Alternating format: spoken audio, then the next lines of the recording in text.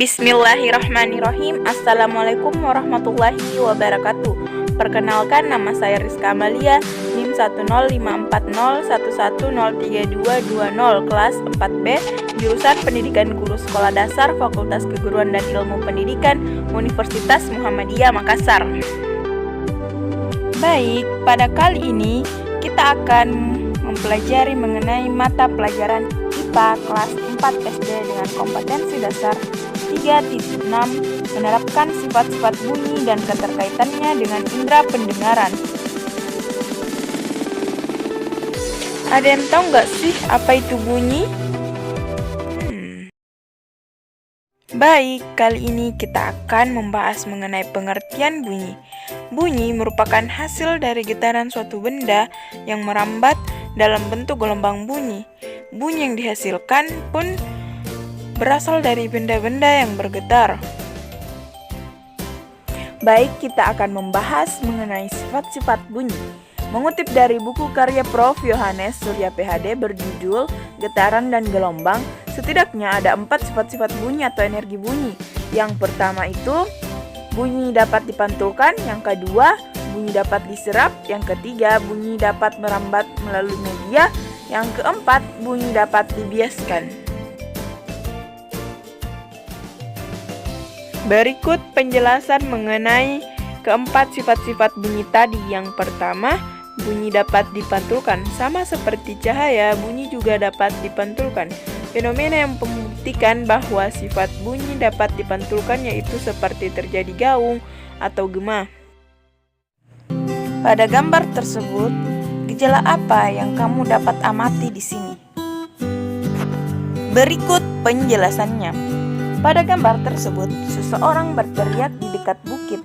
Kemudian, suara teriak orang tadi kembali muncul beberapa saat setelah orang tersebut berteriak. Pada kegiatan yang dilakukan orang tersebut, bunyi yang dihasilkan setelah berteriak itu merupakan gema, karena gema itu merupakan bunyi pantul yang terdengar setelah bunyi asli selesai. Selanjutnya, yang kedua, bunyi dapat diserap. Selain dapat dipantulkan, bunyi juga dapat diserap. Makanya pada studio musik, ruangan teater ataupun bioskop memakai peredam untuk menyerap bunyi, agar kita yang berada di dalamnya dapat menikmati suara dari alat musik ataupun film dengan nyaman. Selanjutnya, yang ketiga, bunyi merambat melalui media. Terlepas dari sifat-sifat bunyi, yang lebih penting untuk bisa diketahui yaitu bunyi merambat melalui suatu media, entah itu media zat padat, cair, maupun gas. Selanjutnya, berikut contoh bunyi merambat melalui media. Pada gambar ini merupakan contoh paling jelas bahwa bunyi merambat membutuhkan media, yang dimana pada saat terjadi petir dan menghasilkan guntur, suara keras yang dihasilkan tersebut bisa sampai ke telinga kita meskipun jaraknya ratusan meter, karena bunyi tersebut merambat melalui udara yang ada di sekitarnya. Selanjutnya, yang keempat, bunyi dapat dibiaskan. Tahukah kalian bahwa sifat-sifat bunyi kurang lebih banyak kemiripannya dengan cahaya? Salah satunya yaitu bunyi itu dapat dibiaskan. Selanjutnya, berikut contoh bunyi dapat dibiaskan, yaitu pada gambar tersebut, guntur yang terjadi di malam dan siang hari akan memiliki perbedaan. Biasanya, suara petir akan lebih keras ketika terjadi di malam hari. Hal ini karena partikel udara di malam hari lebih rapat karena suhu yang rendah, sementara udara di siang hari lebih renggang akibat panas atau cuaca yang lebih tinggi. Selanjutnya, adapun hubungan bunyi dengan indera pendengaran. Cara kerja indera pendengar atau telinga yaitu diawali dengan bunyi yang ditangkap oleh daun telinga masuk ke lubang telinga, lalu menggetarkan gendang telinga, dan kemudian diteruskan ke tulang pendengaran. Kemudian diteruskan lagi ke tingkap jorong dan tingkap bundar, lalu diteruskan ke rumah siput, merangsang ke ujung saraf pendengaran. Setelah itu yang terakhir disampaikan ke otak. Baik, pada kali ini saya akan menjelaskan mengenai media pembelajaran yang saya gunakan. Adapun media pembelajaran yang saya gunakan yaitu media animasi.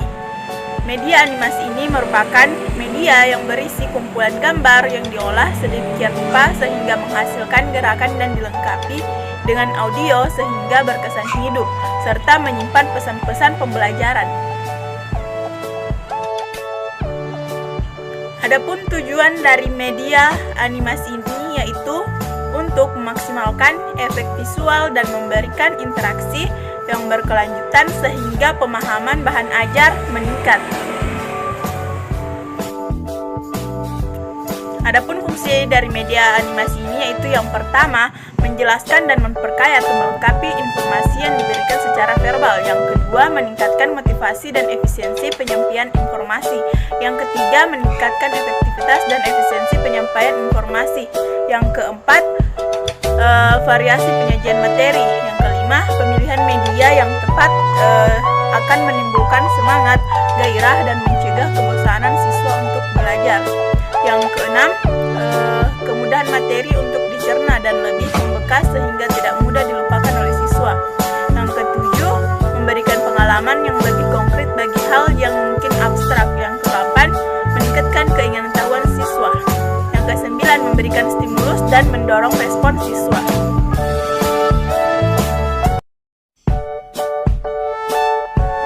Adapun kelebihan atau kepentingan dalam media animasi pembelajaran ini yaitu yang pertama, animasi mampu menyampaikan suatu konsep yang kompleks secara visual dan dinamik.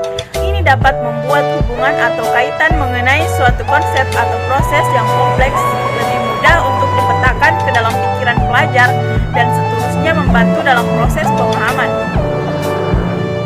Yang kedua itu animasi digital, mampu menarik perhatian pelajar dengan mudah.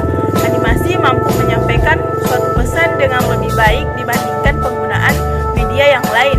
Pelajar juga mampu memberi ingatan yang lebih lama kepada media yang bersifat dinamik dibandingkan media yang bersifat statik. Yang ketiga itu, animasi digital juga dapat digunakan untuk membantu menyediakan pembelajaran secara maya. Ini utamanya untuk keadaan di mana perkiraan sebenarnya sukar atau tidak dapat disediakan, membahayakan ataupun mungkin melibatkan biaya yang lebih tinggi. Yang keempat itu, animasi mampu menawarkan satu media pembelajaran yang lebih menyenangkan. Animasi mampu menarik perhatian, meningkatkan motivasi serta merangsang pemikiran pelajar yang lebih berkesan. Semuanya akan membantu dalam proses mengurangkan beban kognitif pelajar dalam menerima suatu materi pelajaran atau pesan yang ingin disampaikan oleh para pendidik. Yang kelima itu persembahan secara visual dan dinamik yang disediakan oleh teknologi animasi mampu memudahkan dalam proses penerapan konsep ataupun demonstrasi. Adapun kelemahan dari media animasi ialah membutuhkan peralatan yang khusus. Materi dan bahan yang ada dalam animasi sulit untuk dirubah jika sewaktu-waktu terdapat kekeliruan atau informasi yang ada di dalamnya sulit untuk ditambahkan. Animasi dapat digunakan untuk menarik perhatian siswa jika digunakan secara tepat, tetapi sebaliknya animasi juga dapat mengalihkan perhatian dari substansi materi yang disampaikan ke hiasan animatif yang justru tidak penting. Cukup sekian dari media pembelajaran saya. Terima kasih. Lebih dan kurangnya mohon dimaafkan. Wassalamualaikum warahmatullahi wabarakatuh.